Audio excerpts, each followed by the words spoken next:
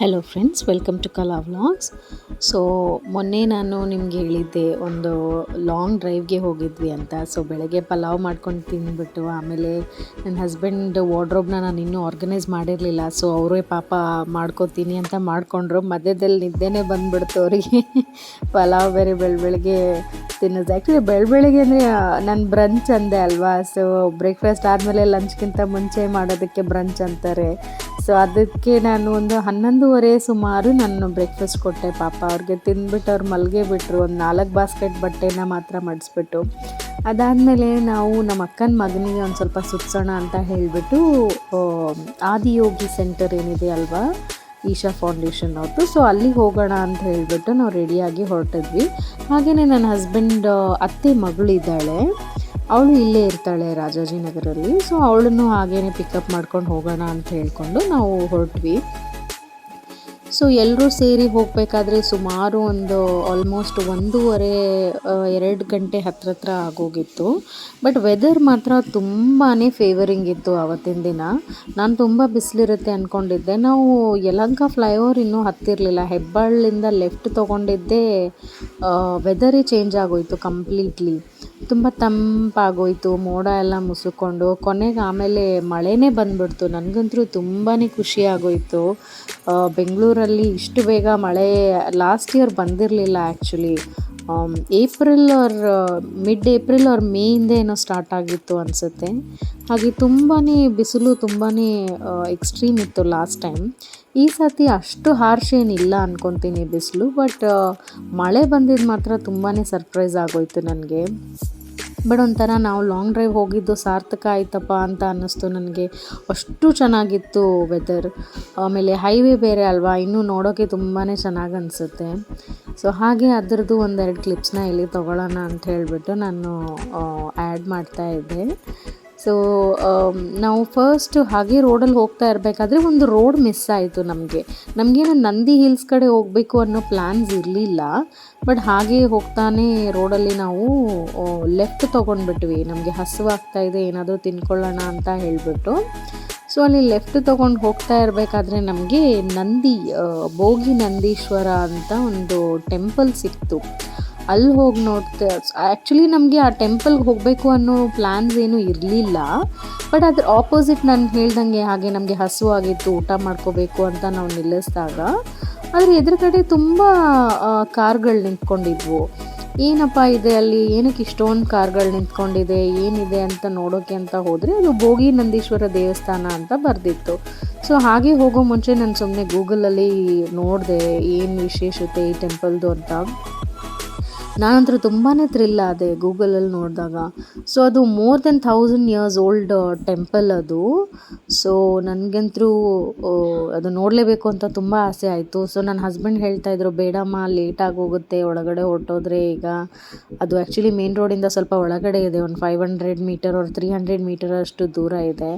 So ಅವರು ಬೇಡ ಅಂತ ಇದ್ದರು. ಸೊ ಇದು ಆ್ಯಕ್ಚುಲಿ ನಾವಿಲ್ಲಿ ಕೂತಿರೋದು ಎಕ್ಸಾಕ್ಟ್ಲಿ ಆ ದೇವಸ್ಥಾನದ ಆಪೋಸಿಟ್ ಒಂದು ಹೋಟೆಲ್ ಇದೆ. ಸೊ ಅಲ್ಲಿ ಕೂತ್ಕೊಂಡಿದ್ವಿ. ಸೊ ಹಾಗೆ ಅಲ್ಲಿ ನೋಡಿದ್ರೆ ಹಿಂದ್ಗಡೆ ನೀವು ನೋಡ್ತಾ ಇದ್ದೀರಲ್ವ, ಸುಮಾರು ಕಾರ್ಗಳು ನಿಂತ್ಕೊಂಡಿತ್ತು. ಅಲ್ಲೇ ಭೋಗಿ ನಂದೀಶ್ವರ ದೇವಸ್ಥಾನ ಇರೋದು ಆ್ಯಕ್ಚುಲಿ. ಸೊ ನಮಗೆ ಆ್ಯಕ್ಚುಲಿ ಅಲ್ಲೇನು ಊಟ ಅಂತ ಏನೂ ಸಿಕ್ಕಲಿಲ್ಲ. ಜಸ್ಟ್ ಸೆಟ್ ದೋಸೆನ ತಿಂದ್ಕೊಂಡು ನಾವು ಅಲ್ಲಿಂದ ಹೊರಟ್ವಿ. ಹಾಗೆ ವಾಕ್ ಮಾಡಿಕೊಂಡು ಒಳಗಡೆ ಎಂಟ್ರಿ ಮಾಡ್ಕೊಂಡು ಹೋದ್ವಿ. ನೋಡಿ ಇಲ್ಲಿ ಎಷ್ಟು ಚೆನ್ನಾಗಿದೆ, ತುಂಬ ಗ್ರೀನರಿ ಇದೆ. ಒಂಥರ ನಮ್ಮೂರ ಕಡೆ ನಮಗೆ ಬಾದಾಮಿ, ಐಹೊಳೆ, ಪಟ್ಟದಕಲ್ಲು ಎಲ್ಲ ಹೇಗಿದೆಯೋ ಅಲ್ಲೂ ಇದೇ ಥರನೇ ಇದೆ. ಆ್ಯಕ್ಚುಲಿ ಐಹೊಳೆಗೆ ಹೋದರೆ ಇದೇ ಥರನೇ ಇದೆ ಅಲ್ಲಿ. ತುಂಬ ಗ್ರೀನರಿ. ಈ ಎಂಟ್ರೆನ್ಸ್ ಎಲ್ಲನೂ ನನಗೆ ಒಂಥರ ನಮ್ಮೂರು ವೈಬ್ಸ್ ಕೊಡ್ತಾ ಇತ್ತು. ತುಂಬಾ ನನಗೆ ಖುಷಿ ಆಯಿತು ಆ ದೇವಸ್ಥಾನಕ್ಕೆ ಹೋಗ್ಬಿಟ್ಟು. ಆಮೇಲೆ ಇಲ್ಲಿ ಆ್ಯಕ್ಚುಲಿ ನಾವು ಚಿಕ್ಕವರಿದ್ದಾಗ ಸುಮಾರು ಶೂಟಿಂಗ್ ನಡೆದಿರೋದನ್ನು ನೋಡಿದ್ದೀವಿ. ನಾವು ಅಂದ್ಕೊತಾ ಇದ್ವಿ, ಬಿಡು ನಮ್ಮೂರ ಕಡೆ ಬಂದೆಲ್ಲ ಶೂಟಿಂಗ್ ಮಾಡ್ತಾ ಇದ್ದಾರಲ್ಲಪ್ಪ ಅಂತ. ಬಟ್ ಆ್ಯಕ್ಚುಲಿ ಈ ಥರ ಒಂದು ಮ್ಯಾಟ್ರ್ ಇದೆ ಅಂತ ನಮಗೆ ಗೊತ್ತೇ ಇರಲಿಲ್ಲ. ಇಲ್ಲಿ ಬೆಂಗಳೂರು ಹತ್ರನೂ ಈ ಥರ ಒಂದು 1000 ವರ್ಷ ಹಿಂದೆ ಇರೋ ಒಂದು temple which is almost similar to ನಮ್ಮ ಬಾದಾಮಿ ಐಹೊಳೆ ಪಟ್ಟದಕಲ್ಲು ಥರ ಅಂತ. ಸೊ ನೋಡಿ ಹೆಬ್ಬಾಗ್ಲು ಅದು ಎಲ್ಲ ನೋಡೋಕ್ಕೆ. ಆಮೇಲೆ ಅಲ್ಲಿ ಹಿಂದೆ ಒಂದು ಬೆಟ್ಟ ಕಾಣಿಸ್ತಾ ಇತ್ತಲ್ವ, ಅದು ನಂದಿ ಬೆಟ್ಟ ಆ್ಯಕ್ಚುಲಿ. ಸೊ ಹಾಗೆ ನೋಡೋಣ ಅಂತ ಹೇಳಿಬಿಟ್ಟು ನಾವು ದೇವಸ್ಥಾನದ ಒಳಗಡೆ ಹೋದ್ವಿ. ಆ ಹೆಬ್ಬಾಗಲನ್ನ ನೋಡೋಕ್ಕೆ ಒಂಥರ ತುಂಬಾ ಖುಷಿ ಆಗ್ತಾಯಿತ್ತು. 1000 ವರ್ಷ ಹಳೆಯದು ಅಂದರೆ ಅಲ್ಲಿ ಎಷ್ಟೊಂದು ಕತೆಗಳು ನಡೆದಿರಬೇಡ ಅಂತ. ಸೊ ಆ ದೇವಸ್ಥಾನದ ಮೇಲೆ ಇರೋ ಒಂದೊಂದು ಕೆತ್ತನೆಯೂ ಅದನ್ನು ಫೀಲ್ ಮಾಡೋದಾಗಲಿ, ಅದನ್ನು ನೋಡೋದಾಗಲಿ ನಾನಂತರೂ ಕಳೆದೋಗ್ಬಿಟ್ಟೆ. ನಾನು ಆ್ಯಕ್ಚುಲಿ ನನಗೆ ಈ ಥರ ಹಿಸ್ಟಾರಿಕಲ್ ಪ್ಲೇಸಸ್ ಅಂದರೆ ನನಗೆ ಒಂಥರ ತುಂಬಾ ಇಷ್ಟ. ನನಗೆ ಈ ಹಂಪಿ ಆಗಲಿ, ಬಾದಾಮಿ, ಐಹೊಳೆ, ಪಟ್ಟದಕಲ್ಲು, ಬನಶಂಕರಿ ಇದೆಲ್ಲನೂ ಒಂಥರ ನನಗೆ, ಗೋಲ್ ಗುಂಬಜ್ ಆಗಲಿ ಏನೇ ಇರಲಿ, ಒಂಥರ ಹಿಸ್ಟಾರಿಕಲ್ ಪ್ಲೇಸಸ್ಸಲ್ಲಿ ಹೋಗಬೇಕು ಅಂದರೆ ನನಗೆ ತುಂಬ ಇಷ್ಟ. ಸೊ ಹಾಗಾಗಿ ನನ್ನ ಹಸ್ಬೆಂಡ್ ಆ್ಯಕ್ಚುಲಿ ಅಲ್ಲೇ ಇದ್ದರು, ಬರ್ತೀನಮ್ಮ ನೀನು ಹೋಗು ಅಂತ ಹೇಳ್ಬಿಟ್ಟು. ಆಮೇಲೆ ಅವ್ರಿಗೆ ಏನಾಯಿತೋ ಗೊತ್ತಿಲ್ಲ, ಫಾಲೋ ಮಾಡ್ಕೊಂಡು ಬಂದರು. ಸೊ ಇಲ್ಲಿ ನೋಡಿ, ಇಲ್ಲಿ ಕಲ್ಲುಗಳ ಮೇಲೆ ಏನೋ ಲಿಪಿ ಇದೆ, ಏನೋ ಶಾಸನನ ಬರೆದು ಅಂಟಿಸಿದ್ದಾರೆ. But I don't know why ಅಲ್ಲಿ ಅವರು ಅದನ್ನು ಟ್ರಾನ್ಸ್ಲೇಟ್ ಮಾಡಿ ಯೂಶ್ವಲಿ ಅಲ್ಲಿ ಒಂದು ಬೋರ್ಡ್ ಹಾಕಿರ್ತಾರೆ, ಅದು ಯಾವುದೂ ಹಾಕಿರಲಿಲ್ಲ. ಆಮೇಲೆ ಮೇಲಾಗಿ ಅಲ್ಲಿ ಯಾರೂ ಗೈಡ್ಗಳು ಕೂಡ ಇರಲಿಲ್ಲ. ಅಟ್ಲೀಸ್ಟ್ ಗೈಡ್ ಯಾರಾದರೂ ಇದ್ದಿದ್ರೆ ಅವ್ರನ್ನ ಹೈಯರ್ ಮಾಡಿ ಅಲ್ಲಿದೊಂದು ಇತಿಹಾಸನ ನಾವು ತಿಳ್ಕೊಬೋದಾಗಿತ್ತು. ಸೊ ಅದೊಂದು ಡಿಸಪಾಯಿಂಟ್ಮೆಂಟ್ ಆಯಿತು ನನಗೆ. ಸೊ ಇಲ್ಲಿ ನೋಡಿ, ಇಲ್ಲಿ ನೀವು ನೋಡಿದ್ರೆ ಹಂಪಿನ ನೋಡ್ದಂಗೆ ಆಯಿತು ನನಗಂತೂ. ಈ ಪಿಲ್ಲರ್ಸ್ನೆಲ್ಲನೂ ನೋಡಿದ್ರೆ, ನಮ್ಮ ಹಂಪಿ ಕಡೆ ಎಲ್ಲ ಈ ಥರ ಪಿಲ್ಲರ್ಸ್ಗಳಲ್ಲಿ ಅದನ್ನು ನೀವು ಹಿಂಗೆ ತಟ್ಟಿದ್ರೆ ಅದರಿಂದ ಒಂದು ಮ್ಯೂಸಿಕ್ ಬರುತ್ತೆ. ಹಾಗೆಯೇ ಆ ಕಂಬಗಳ ಮಧ್ಯದಿಂದ ಒಂದು ಬಟ್ಟೆನ ಹಾಕಿ ಹಿಂಗೆ ಎಳಿತಾರೆ. ಆಲ್ಮೋಸ್ಟ್ ಆ ಕಂಬಗಳೆಲ್ಲ ಗಾಳೀಲಿ ನಿಂತಿರೋ ಥರ ಇದೆ. ಅದು ಹಂಪಿಲಿ. ಐ ಡೋಂಟ್ ನೋ ಇಲ್ಲಿದೇನಾದರೂ ಆ ಥರ ವಿಶೇಷತೆ ಇದೆಯೋ ಹೇಗೆ ಅಂತ. ಅಲ್ಲಿ ಯಾರೂ ಇರಲಿಲ್ಲ ನಮಗೆ ಎಕ್ಸ್ಪ್ಲೇನ್ ಮಾಡೋಕ್ಕೆ. ಬೇಸಿಕಲಿ ಈ ದೇವಸ್ಥಾನದಲ್ಲಿ ನಂದಿ, ಉಮಾಮಹೇಶ್ವರ ಹಾಗೆಯೇ ಈಶ್ವರ ಕೂಡ ಇರೋ ಒಂದು ದೇವಸ್ಥಾನ. ನೋಡಿ ಕೆತ್ತನೆ ನೋಡಿ ಎಷ್ಟು ಬ್ಯೂಟಿಫುಲ್ ಆಗಿದೆ. ಒಂದು ಕಡೆ ನೋಡಿದ್ರೆ ಕಂಪ್ಲೀಟ್ಲಿ ರಾತ್ರಿ ಆಗಿರೋ ಥರ ಕಾಣಿಸುತ್ತೆ ಈ ದೇವಸ್ಥಾನ. ಅದೇ ಆ ಲೆಫ್ಟಲ್ಲಿ ನೋಡಿ ಎಷ್ಟು ಬೆಳಕು, ಏನೋ ಹಗಲತ್ತು ತುಂಬ ಹಗಲಿರೋ ಥರ ಇದೆ. ಬಟ್ ಆಲ್ಮೋಸ್ಟ್ ಇಲ್ಲಿ ಒಂದು 5 ಗಂಟೆ ಆಗೋಗಿತ್ತು ನಾವು ಹೋದಾಗ. ಅದೇನು ವಿಶೇಷತೆನೋ ಗೊತ್ತಿಲ್ಲ, 2 ಬೇರೆ ಬೇರೆ ಕಲರ್ ಇದೆ, ಅದಕ್ಕೆ ಆ ಥರ ಕಾಂಟ್ರಾಸ್ಟಿಂಗಾಗಿ ಕಾಣ್ತೋ ಏನೋ ನನಗೆ ಗೊತ್ತಿಲ್ಲ. ನಾನು ಆ್ಯಕ್ಚುಲಿ ನನ್ನ ಕ್ಯಾಮ್ರಾ ಬ್ಯೂಟಿನ ಜಸ್ಟಿಫೈನೇ ಮಾಡೋಕ್ಕಾಗಲಿಲ್ಲ, ಅಷ್ಟು ಬ್ಯೂಟಿಫುಲ್ ಆಗಿದೆ ಆ ದೇವಸ್ಥಾನ. ಹಾಗೆಯೇ ಅಲ್ಲಿ ಕ್ಯಾಮ್ರಾ ರೆಸ್ಟ್ರಿಕ್ಷನ್ಸ್ ಕೂಡ ಎಲ್ಲ ಏನೂ ಇರಲಿಲ್ಲ. ಆರಾಮಾಗಿ ನಾನು ಕ್ಯಾಮ್ರಾನ ತೊಗೊಂಡೆ ನಾನು ಒಳಗಡೆ ಹೋದೆ. ಸೊ ಯಾರೂ ಏನು ರೆಸ್ಟ್ರಿಕ್ಷನ್ ಮಾಡೋಕ್ಕೆ ಹೋಗಲಿಲ್ಲ ನನಗೆ. ಸೊ ನನಗಂತೂ ತುಂಬಾ ಖುಷಿ ಆಯಿತು ಆ ದೇವಸ್ಥಾನನ ನೋಡಿಬಿಟ್ಟು. ಹೊರಡೋಕ್ಕೆ ನನಗೆ ಮನಸ್ಸೇ ಇರಲಿಲ್ಲ. ಬಟ್ ಆಲ್ಮೋಸ್ಟ್ ನಾವು ಇನ್ನೂ ಮುಂದೆ ಆದಿಯೋಗಿಗೆ ಹೋಗಬೇಕಿತ್ತು ಅಲ್ವಾ, ಅಲ್ಲಿ ಕತ್ಲಾಗಿ ಹೋಗುತ್ತೆ ಅಂತ ಹೊರಡಲೇಬೇಕಾಯಿತು. ಬಟ್ ನನಗೆ ಅಲ್ಲೊಂದು ರೀಲ್ಸ್ ಮಾಡಬೇಕು ಅಂತ ತುಂಬ ಆಸೆ ಇತ್ತು. ಬಟ್ ಇದೆಲ್ಲ ನನಗೆ ತುಂಬ ಹೊಸ್ತು, ಒಂಥರ ಸ್ವಲ್ಪ ಮುಜುಗರ ಆಗ್ತಾಯಿತ್ತು ಎಲ್ಲರ ಮುಂದೆ ಏನಾದರೂ ಮಾಡಬೇಕು ಅಂತ.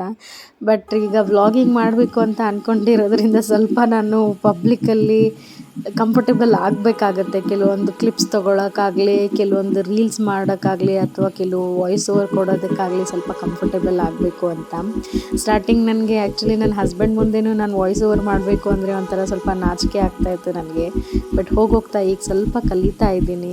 But I am very sure ನಾನು ಅಲ್ಲಿ ಇಲ್ಲಿ ಏನಾದರೂ ಚಿಕ್ಕ ಪುಟ್ಟ ಮಿಸ್ಟೇಕ್ಗಳು ಮಾಡ್ತಾ ಇರ್ತೀನಿ ಅಂತ. ದಯವಿಟ್ಟು ನೀವು ಯಾರೇ ಆಗಲಿ ಈಗ ನನ್ನ ವೀಡಿಯೋನ ನೋಡಿಬಿಟ್ಟು ಕೊನೆ ತನಕ ನೀವೇನಾದರೂ ಈ ವಿಡಿಯೋಲ್ಲಿ ಸ್ಟಿಕ್ ಆಗಿದ್ದೀರಾ ಅಂದರೆ ನಿಮಗೆ ಅನಂತ ಕೋಟಿ ಧನ್ಯವಾದಗಳು. ಯಾಕಂದರೆ ನಿಮ್ಮ ಅಮೂಲ್ಯವಾದ ಟೈಮ್ನ ತೆಗೆದುಬಿಟ್ಟು ನೀವು ನನ್ನ ವಿಡಿಯೋನ ನೋಡಬೇಕು ಅಂತ ನಿಮ್ಮ ಸಮಯನ ನೀವು ಕೊಡ್ತಾ ಇದ್ದೀರಾ ಅಂದಮೇಲೆ that means a lot to me. So ಏನೇ ತಪ್ಪುಗಳಾಗಿದೆಯೋ ದಯವಿಟ್ಟು ಕ್ಷಮೆ ಇರಲಿ. ನಾನು ನೆಕ್ಸ್ಟ್ ಟೈಮ್ ಅದನ್ನು ಸುಧಾರಿಸ್ಕೊಂಡು ಇನ್ನೂ ಚೆನ್ನಾಗಿ ಮಾಡೋದಕ್ಕೆ ಪ್ರಯತ್ನ ಮಾಡ್ತೀನಿ. ಸೊ ಹಾಗೆಯೇ ಇಲ್ಲಿ ನಾವು ದೇವಸ್ಥಾನದಿಂದ ಹೊರಗಡೆ ಬಂದರೆ ಇಲ್ಲಿ ಲೆಫ್ಟಲ್ಲಿ ಒಂದು ಕಲ್ಯಾಣಿ ಇತ್ತು.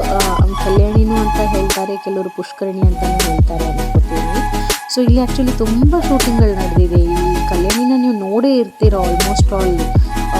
ನನಗೆ ಆ್ಯಸ್ ಆಫ್ ನಾವು ನನಗೆ on top of my head ಯಾವುದು ನನಗೆ ಬರ್ತಾ ಇಲ್ಲ ಮೂವಿ ನೇಮ್ಸ್. ಬಟ್ ನಿಮಗೆ ಏನಾದರೂ ಗೊತ್ತಾದರೆ ಇದು ಯಾವ ಮೂವಿಲೆಲ್ಲ ನಾವು ನೋಡಿದ್ದೀವಿ ಅಂತ ದಯವಿಟ್ಟು ಕಾಮೆಂಟ್ಸಲ್ಲಿ ತಿಳಿಸಿ. ನನಗೂ ಸ್ವಲ್ಪ ಫ್ಲ್ಯಾಶ್ ಆಗುತ್ತೆ. ನನಗೆ ಹಳೆ ಮೂವೀಸ್ ನೋಡೋದಂದರೆ ಎಲ್ಲ ತುಂಬ ಇಷ್ಟ. ಸೊ ಹಳೆ ಮೂವೀಸಲ್ಲೆಲ್ಲ ನಾನು ತುಂಬ ನೋಡಿದ್ದೀನಿ ಈ ಕಲ್ಯಾಣಿನ. ಬಟ್ ಅಟ್ ದಿಸ್ ಮೂಮೆಂಟ್ ನನಗೆ ನನ್ನ ತಲೆಯಲ್ಲಿ ಬರ್ತಾ ಇಲ್ಲ ಯಾವ್ಯಾವ ಮೂವೀಸ್ ಅಂತ. ಬಹುಶಃ ಸಿಂಪಲ್ಲಾಗಿ ಒಂದು ಲವ್ ಸ್ಟೋರಿಲಿ ಒಂದು ಸೀನ್ ಇಲ್ಲೇ ನಡೆದಿರ್ಬೋದು ಅಂತ ನಾನು ಅನ್ಕೋತೀನಿ. ರಕ್ಷಿತ್ ಶೆಟ್ಟಿಯವರು ಶ್ವೇತಾ ಶ್ರೀವಾಸ್ತವ್ ಅವ್ರದ್ದು ಕಾಲು ತೊಳಿತಾರೆ ಅಲ್ವಾ ಬೀಳ್ಕೊಡೋದಕ್ಕೆ ಅವ್ರ ಮದುವೆಗೆ ಅಂತ. ಸೊ ಅದು ಇಲ್ಲೇ ಆಗಿರೋದು ಅಂತ ನಾನು ಅಸ್ಯೂಮ್ ಮಾಡ್ತಾ ಇದ್ದೀನಿ, ನಂಗೆ ಗೊತ್ತಿಲ್ಲ. ನೀವು ತಿಳಿಸಿ ಅದು ಅದೇನಾ ಅಥವಾ ಅಲ್ವಾ ಅಂತ. ಸೊ ಹಾಗೆ ಇಲ್ಲಿ ನನಗೇನೋ ಒಂದು ಸ್ವಲ್ಪ ಖುಷಿ ಆಗ್ತಾಯಿತ್ತು, ನನಗೆ ವೆದರ್ ಆ ಥರ ಅಷ್ಟು ಚೆನ್ನಾಗಿರೋದ್ರಿಂದ. ಸೊ ನನ್ನ ಹಸ್ಬೆಂಡ್ನು ಹಾಗೆ ಕ್ಯಾಪ್ಚರ್ ಮಾಡ್ಕೊಳ್ಳೋಣ ಅಂತ ಹೇಳ್ಬಿಟ್ಟು ಅವ್ರನ್ನ ಕರೆದು ವಿಡಿಯೋಗೆ ಒಂದು ಸ್ವಲ್ಪ 1-2 ಸೆಕೆಂಡು ಬಾಪ ನಿಂತ್ಕೊ, ಒಂದು ಸ್ವಲ್ಪ ನನಗೆ ತುಂಬ ಖುಷಿ ಆಗ್ತಾಯಿದೆ ಇಲ್ಲಿ ಬಂದಿರೋದಕ್ಕೆ ಅಂತ ಹೇಳ್ಬಿಟ್ಟು. ಸೊ ಅವ್ರು ಬಂದರು, ಹೇಗೋ ನಾಚ್ಕೊಳ್ಳಿಲ್ಲ. ಸೊ ನನಗೆ ತುಂಬ ಖುಷಿಯಾಗಿತ್ತು. ಸೊ ಅಲ್ಲಿಂದ ನಾವು ತಿಂಡಿ ಎಲ್ಲ ಮಾಡಿಕೊಂಡು ಅಲ್ಲಿ ನಂದಿನ ನೋಡಿಕೊಂಡು ನಂದೀಶ್ವರನ ಮುಂದೆ ಹೋದ್ವಿ ಆದಿಯೋಗಿ ಸೆಂಟರ್ಗೆ. ಅಲ್ಲಿ ಆ್ಯಕ್ಚುಲಿ ತುಂಬಾ ಕ್ರೌಡ್ ಇತ್ತು. ಆ್ಯಕ್ಚುಲಿ ವೀಕೆಂಡ್ಸಲ್ಲಿ ನಾನು ಅಂದ್ಕೊಂಡಿರಲಿಲ್ಲ ನನಗೆ, ಆರ್ ಮೇ ಬಿ ನಾನು ಆ್ಯಕ್ಚುಲಿ ಸೆಕೆಂಡ್ ಟೈಮ್ ನಾನು ವಿಸಿಟ್ ಮಾಡ್ತಾ ಇರೋದು. ಲಾಸ್ಟ್ ಟೈಮ್ ನಾನು ವೀಕ್ಡೇಸಲ್ಲಿ ವಿಸಿಟ್ ಮಾಡಿದಾಗ ಅದು ಹೊಸದಾಗಿತ್ತಲ್ವ, ಆವಾಗ ತುಂಬಾ ಕ್ರೌಡ್ ಇತ್ತು. ಬಟ್ ಈ ಸತಿ ಆ್ಯಕ್ಚುಲಿ ಲೈಟ್ ಶೋ ನೋಡೋಕ್ಕೆ ಅಂತ ಆಲ್ಮೋಸ್ಟ್ ಒಂದು 2-3 ಸಾವಿರ ಜನ ಎಲ್ಲ ಬಂದಿದ್ದರು ಅಲ್ಲಿ. ಅದು ನೋಡೋಕ್ಕೆ ತುಂಬಾ ಚೆನ್ನಾಗಿತ್ತು. ಹಾಗೆ ನಿಮಗೆ ಇಲ್ಲಿ ನಾವು ಸೋಲೋ ರೈಡ್ ಅಂತಲೂ ನಾವು ಬಂದ್ರೂ ಐ ಡೋಂಟ್ ಥಿಂಕ್ ಇಲ್ಲಿ ಏನೂ ತೊಂದರೆ ಇದೆ ಅಂತ, ಯಾಕಂದರೆ ರೋಡ್ಸು ತುಂಬಾ ಚೆನ್ನಾಗಿದೆ. ಹಾಗೆ ಜನನೂ ತುಂಬ ಕೋಆಪ್ರೇಟಿವ್ ಆಗಿದ್ದಾರೆ, ತುಂಬ ಚೆನ್ನಾಗಿ ಮಾತಾಡಿಸ್ತಾರೆ. ಅಲ್ಲಿ ಜನ ನಿಮ್ಮನ್ನು ಚೆನ್ನಾಗಿ ಗ್ರೀಟ್ ಮಾಡ್ತಾರೆ, ಯಾವ ಭಯನೂ ಆಗಲ್ಲ, ಯಾವ ತೊಂದರೆನೂ ಆಗಲ್ಲ. ಸೊ ಹಾಗೆ ಬಂದು ನೋಡ್ತಾ ಇದ್ದೀವಿ, ಸುಮಾರು ಗಾಡಿಗಳು ನಮ್ಗೆ ಇಲ್ಲಿ ಪಾರ್ಕಿಂಗ್ ಸಿಕ್ಕುತ್ತೆ, ಅಲ್ಲಿ ಪಾರ್ಕಿಂಗ್ ಸಿಕ್ಕುತ್ತೆ ಅಂತ ಮುಂದೆ ಹೋಗ್ತಾನೆ ಇದ್ವಿ. ಕ್ಯೂ ನೋಡ್ಬಿಟ್ಟಂದ್ರೆ ನನಗೆ ಭಯನೇ ಆಗೋಯ್ತು, ಇದೇನಪ್ಪ ಜಾಗನಾದರೂ ಸಿಕ್ಕುತ್ತೋ ಇಲ್ವೋ ನಮಗೆ ಅಲ್ಲಿ ಮುಂದೆ ಕೂತ್ಕೊಳ್ಳೋಕ್ಕೆ ಅಂತ. ಸೊ ಹಾಗೆಯೇ ಮುಂದೆ ಹೋದ್ವಿ ನಾವು. ಸೊ ಸ್ವಲ್ಪ ಆ್ಯಕ್ಚುಲಿ ತುಂಬಾ ದೂರದಲ್ಲಿ ಸಿಕ್ತು ನಮಗೆ, ಈಶಾ ಫೌಂಡೇಶನ್ನಿಂದ ಆದಿಯೋಗಿ ಸೆಂಟರಿಂದ ಸ್ವಲ್ಪ ದೂರನೇ ಸಿಕ್ತು ನಮಗೆ ಪಾರ್ಕಿಂಗ್. ಬಟ್ ಅಲ್ಲಿಂದ ನಡ್ಕೊಂಡು ಹೋಗೋಕ್ಕೆ ಒಂದು ಶಾರ್ಟ್ಕಟ್ ಇತ್ತು. ಸೊ ಹಾಗೋ ಹೀಗೋ ಎಲ್ಲೋ ಒಂದು ಕಡೆ ಬಿಡಪ್ಪ ಪಾರ್ಕಿಂಗ್ ಸಿಕ್ತಲ್ಲ ಅನ್ನೋ ಒಂದು ಖುಷೀಲಿ ಹೋದ್ವಿ. ಸೊ ಅಲ್ಲಿಂದ ಆ್ಯಕ್ಚುಲಿ ನೋಡಬೇಕು ಅಂದರೆ ಆ ಶಿವನ ವಿಗ್ರಹ ಇದೆಯಲ್ವಾ, ಮೂರ್ತಿ ನೋಡೋಕ್ಕೆ ಒಂಥರ ಮೈ ರೋಮಾಂಚನ ಆಗೋಗುತ್ತೆ ಅದು. ಸೊ ಅಲ್ಲಿಂದ ಒಂದು ಸ್ವಲ್ಪ ವಾಕಬಲ್ ಡಿಸ್ಟೆನ್ಸಲ್ಲೇ ನನ್ನ ಹಸ್ಬೆಂಡ್ ಕಾರ್ನ ಹಾಕಿದ್ರು. ಸೊ ಶಾರ್ಟ್ಕಟ್ಟಿಂದ ಹೋದ್ವಿ. ಕೆಲವೊಂದು ಕ್ಲಿಪ್ಸ್ನ ನಾನು ಫೋನಲ್ಲಿ ನಾನು ಕರೆಕ್ಟಾಗಿ ಕ್ಯಾಪ್ಚರ್ ಮಾಡ್ಕೊಳಕ್ಕಾಗಲಿಲ್ಲ, ಯಾಕಂದರೆ ಅಲ್ಲಿ ಹೋದ ತಕ್ಷಣವೇ ನನ್ನ ಹಸ್ಬೆಂಡು ನಾನು ವಾಶ್ರೂಮ್ಗೆ ಹೋಗ್ತೀನಿ ನೀನು ಮೊಬೈಲ್ ಹಿಡ್ಕೊ ಅಂತ ಹೋಗಿದ್ದೀನಿ, ನಾನು ಕೆಳಗಡೆ ಬೀಳಿಸ್ಬಿಟ್ಟು ಹೊಡೆದಾಕ್ಬಿಟ್ಟಿದ್ದಾರೆ ನನ್ನ ಮೊಬೈಲ್ನ. ಸೊ ನನಗನ್ನಿಸ್ತು ಏನಪ್ಪ ಇದು, ಮೊಬೈಲ್ ತೊಗೊಂಡು 4 ಇಯರ್ಸ್ ಆಯಿತು, ಏನೂ ಆಗಿರಲಿಲ್ಲ. ನಾನು ವ್ಲಾಗ್ ಸ್ಟಾರ್ಟ್ ಮಾಡಿ ಒಂದು 4 ವಾರದೊಳಗಡೆ ಹಿಂಗಾಗಬೇಕಾ ಅಂತ. ಸೊ ನನ್ನ ಹಸ್ಬೆಂಡ್ ಏನಾಗಲ್ಲಮ್ಮ, ಐ ಆಮ್ ಸಾರಿ, ನಾನು ಬೇಕಂತ ಮಾಡಿಲ್ಲ, ನೀನು ಬೇಕಿದ್ರೆ ನಾನು ಹೊಸ ಫೋನ್ ತೆಕ್ಕೊಡ್ತೀನಿ ಅಂತಂದರು. ನಾನು ವ್ಲಾಗ್ ಸ್ಟಾರ್ಟ್ ಮಾಡಿದ್ರಿಂದ ಐಫೋನ್ ಕೊಡಿಸ್ತೀನಿ ಅಂತ ಅವ್ರು ಹೇಳ್ತಾ ಇದ್ದಾರೆ. ಬಟ್ ಅಟ್ ದಿಸ್ ಮೂಮೆಂಟ್ ನನಗೆ ಇಂಟ್ರೆಸ್ಟ್ ಇಲ್ಲ ಅಷ್ಟೊಂದು ಸ್ಪೆಂಡ್ ಮಾಡೋಕ್ಕೆ ಅಂತ. ನೋಡೋಣ ಮುಂದೆ ನನ್ನ ಚಾನಲ್ ಏನಾದರೂ ಮಾನಿಟೈಸ್ ಆಯಿತು ಅಂತಂದರೆ ಆ ಥರ ದೇವ್ರ ದಯೆಯಿಂದ ಆಮೇಲೆ ತೊಗೊಂಡು ಇನ್ನೂ ಒಳ್ಳೆ ಕ್ಲಾರಿಟಿ ಇರೋ ವೀಡಿಯೋನ ಕೊಡೋಣ, ಇನ್ನೂ ಒಳ್ಳೆ ಕಂಟೆಂಟ್ ಕೊಡೋಣ ಅಂತ ಅಂದ್ಕೊತಾ ಇದ್ದೀನಿ.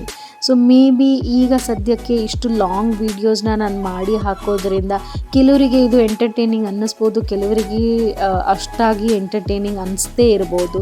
But that's all right. ಆ ಎಲ್ಲ ಫ್ಯಾಕ್ಟ್ಸ್ನು ನಾನು ಅನಲೈಸ್ ಮಾಡಿಬಿಟ್ಟೇ ನಾನು ಸೋಷಲ್ ಪ್ಲ್ಯಾಟ್ಫಾರ್ಮಿಗೆ ಬಂದಿರೋದು, ನನ್ನ ಪ್ರೊಫೈಲ್ನ ನಾನು ಕ್ರಿಯೇಟ್ ಮಾಡ್ಕೊಂಡಿರೋದು.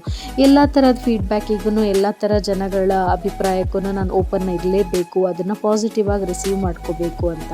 ಆಮೇಲೆ ಸ್ಪೆಷಲಿ ನಾನು ಏನಕ್ಕೆ ಕನ್ನಡ ಬ್ಲಾಗ್ಸ್ನೇ ಮಾಡಬೇಕು ಅಂತ ಚೂಸ್ ಮಾಡಿದೆ ಅಂದರೆ, ನನಗೇನೋ ಒಂದು ಅಟ್ಯಾಚ್ಮೆಂಟ್ ಕನ್ನಡ ವ್ಲಾಗ್ಸ್ನ ನೋಡಬೇಕು ಅಂದರೆ. ಹಾಗಂತ ನಾನು ಬೇರೆ ಭಾಷೆ ನೋಡಲ್ಲ ಅಂತ ಏನೂ ಇಲ್ಲ. ವ್ಲಾಗ್ಸ್ನ ನನಗೆ ಐಡಿಯಾಸ್ ಬೇಕಾಯಿತು ಅಂದರೆ ನಾನು ಕೆಲವೊಂದು ಸತಿ ಯೂಟ್ಯೂಬಲ್ಲಿ ಹೋಗಿ ನೋಡ್ತೀನಿ, ಹೇಗೆ ಎಂಟರ್ಟೈನ್ ಮಾಡ್ಬೋದು, ಇನ್ನೂ ಕ್ರಿಯೇಟಿವ್ ಆಗಿ ಹೇಗೆ ನನ್ನ ಚಾನಲ್ನ ಬೆಳೆಸ್ಬೋದು ಅನ್ನೋ ಒಂದು ವಿಚಾರಗಳನ್ನ ನಾನು ಕಲಿತಾ ಇರ್ತೀನಿ. But at the same time ನನಗೆ ಕನ್ನಡ ಅಂದರೆ ತುಂಬಾ ಒಲವು. ನನಗೆ ಇತ್ತೀಚೆಗಂತೂ ನನಗೆ ಎಷ್ಟು ಆಸೆ ಆಗ್ತಾ ಇದೆ ಅಂದರೆ ನಮ್ಮ ಭಾಷೆ ಮೇಲೆ, ನಮ್ಮ ನಾಡು ಮೇಲೆ. ನನಗೆ ಯಾವ ಫಾರಿನ್ ಆಫರ್ಸ್ ಬಂದ್ರೂ ನನಗೆ ಹೋಗೋಕ್ಕೆ ಇಂಟ್ರೆಸ್ಟ್ ಬರ್ತಾ ಇಲ್ಲ. ಎಲ್ಲಾದರೂ ಟ್ರಾವೆಲ್ ಮಾಡಬೇಕು ಅಂತ ಏನಾದರೂ ಬಂತು ಅಂತಂದರೆ ನನಗೆ ಇಷ್ಟ ಆಗ್ತಾಯಿಲ್ಲ. ನಾನು ಏನಕ್ಕಪ್ಪ ನನ್ನ ನಾಡನ್ನ ನಾನು ಬಿಟ್ಟು ಹೋಗಬೇಕು, ನನ್ನ ಭಾಷೆನ ನಾನು ಬಿಟ್ಟು ಹೋಗಬೇಕು. ಅಲ್ಲಿ ನನಗೆ ನನ್ನ ದೇವ್ರ ಸಾಮಗ್ರಿಗಳಾದರೂ ಸಿಗ್ತವೋ ಇಲ್ಲೋ, ನಾನು ಪೂಜೆ ಮಾಡಬೇಕು ಅಂದರೆ ನನ್ನ ಭಾಷೆ ಇರೋರು ಸಿಗ್ತಾರೋ ಇಲ್ಲೋ, ನನಗೆ ನನ್ನ ಭಾವನೆಗಳನ್ನು ಅರ್ಥ ಮಾಡ್ಕೊಳ್ಳೋರಾದರೂ ಇರ್ತಾರೋ ಇಲ್ವೋ ಅಂತ. ಸೊ ಈ ಒಂದು ಭಾವನೆಯಿಂದ ಆ್ಯಕ್ಚುಲಿ ನಾನು ನನ್ನ ಹಸ್ಬೆಂಡ್ ಕಾಲನ್ನು ಕಟ್ಟಾಕ್ಬಿಟ್ಟಿದ್ದೀನಿ ಅನಿಸುತ್ತೆ ಕೆಲವೊಂದು ಸತಿ. ಅವ್ರಿಗೆ ಆಸೆ ಇದ್ರೂ ಎಲ್ಲ ರೆಡಿ ಮಾಡ್ಕೊಂಡಿದ್ರು, ಒಂದು ಸತಿ ಪಾಸ್ಪೋರ್ಟ್ ಅದು ಎಲ್ಲ ಹೋಗಬೇಕು ಅಂತ ದೇಶ ಬಿಟ್ಟು. ಬಟ್ ನನ್ನ ಮನಸ್ಸೇ ಬಂದಿಲ್ಲ. ಸೊ ಆವಾಗ ನನಗೆ ರಿಯಲೈಸ್ ಆಯಿತು ನಾನು ಎಷ್ಟು ಅಟ್ಯಾಚ್ಡ್ ಆಗೋಗಿದ್ದೀನಿ ನಮ್ಮ ಮಣ್ಣಿಗೆ ಅಂತ.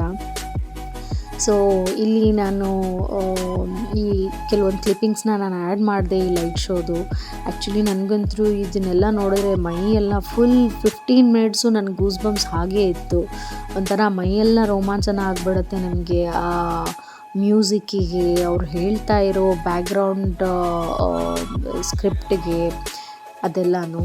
ಸೊ ಅಲ್ಲಿಂದ ಬಂದು ನೆಕ್ಸ್ಟ್ ಡೇ ಆ್ಯಕ್ಚುಲಿ ಇಮಿಡಿಯೇಟಾಗಿ ನಮ್ಮ ಅಕ್ಕ ನನಗೆ ಕಾಲ್ ಮಾಡಿದ್ಲು. ನಾನು ನಮ್ಮ ಅಕ್ಕನ ಮಗನ ಕಳಿಸ್ಕೊಡ್ಬೇಕು ಬೇಗನೆ, ಅವ್ನಿಗೆ ಟ್ಯುಟೋರಿಯಲ್ಸ್ ಸ್ಟಾರ್ಟ್ ಆಗ್ತಾಯಿದೆ ಅಂತ. ಸ್ಯಾಡ್ಲಿ ಅವನ್ನ ನಾನು ಕಳಿಸ್ಕೊಡ್ಬೇಕಾಯ್ತು ಊರಿಗೆ. ಸೊ ಅಲ್ಲಿ ಬಿಟ್ಟು ಬರ್ತಾ ಇರೋ ಒಂದೆರಡು ಕ್ಲಿಪ್ಪಿಂಗ್ಸ್ನ ತೊಗೊಳ್ಳೋಣ ಅಂತ ಹೇಳಿಬಿಟ್ಟು ನಾನು ಕ್ಲಿಪ್ಪಿಂಗ್ಸ್ನ ಆ್ಯಡ್ ಮಾಡಿದೆ. ಸೊ ಅಲ್ಲಿಂದ ಮನೆಗೆ ಬಂದು ಆ್ಯಸ್ ಯೂಶ್ವಲ್ ಸ್ವಲ್ಪ ಸ್ಯಾಡ್ ಆಗಿದ್ದೆ ನಾನು. ನನ್ನ ಹಸ್ಬೆಂಡು ಮಗಳು ಇಬ್ಬರು ನನ್ನನ್ನು ಚೇರಪ್ ಮಾಡಿದ್ರು. ಸೊ ಇಲ್ಲಿಗೆ ನನ್ನ ವ್ಲಾಗ್ನ ನಾನು ಎಂಡ್ ಮಾಡ್ತಾಯಿದ್ದೀನಿ. ಪ್ಲೀಸ್ ನನ್ನ ಫಾಲೋ ಮಾಡಿ, ಸಬ್ಸ್ಕ್ರೈಬ್ ಮಾಡಿ. Thank you.